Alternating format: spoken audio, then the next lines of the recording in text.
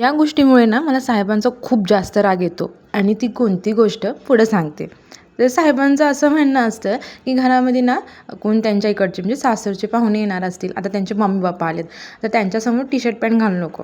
आता का घालू नको हे त्यांनाच माहिती, पण मी काय घातल्याशिवाय राहत नाही. कारण काय प्रॉब्लेम आहे ना, आपण जेव्हा गावाकडे जातो, तेव्हा त्यांच्या मनासारखे त्यांनी जे बोलतील तेच तर कपडे घालतो. म्हणजे साडी असू दे, ड्रेस असू दे, त्यांनी जे बोलतील ते करतच असतो आणि बाकी जी आपली कर्तव्य आहेत ती तर आपण पार पाडतोच ना. मग काय प्रॉब्लेम आहे? मम्मी पप्पांना काही प्रॉब्लेम नाहीच, पण यांना खूप जास्त भीती वाटते आणि ही अशी भीती तुमच्या नवऱ्यांना पण वाटते का?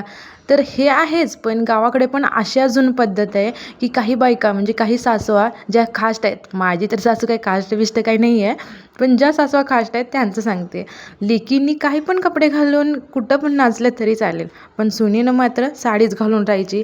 ही अशी पद्धत अजून पण गावाकडे आहे आणि ही मानसिक बुद्धी जी आहे ना सासवांची, तर ही लेकांनी म्हणजे त्यांच्या मुलांनीच चेंज करायला पाहिजे. कारण सुनांचं त्या काही ऐकणार नाहीत आणि अशी जर म्हणजे माझ्या नवऱ्यासारखी सगळीच जर मुलं घाबरली, की आपले मम्मी-पप्पा काय म्हणतील, त्याच्यापेक्षा त्यांना सांगितलं, की जग बदलत चाललं आहे, त्याच्यानुसार तुम्ही पण तुमचे थोडे विचार बदला.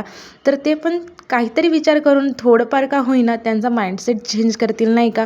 तर या गोष्टीवर तुमचं काय म्हणणं आहे ते नक्की मला कमेंट करून सांगा. बाकी भेटू आपण पुढच्या व्लॉगमध्ये. तोपर्यंत बाय बाय.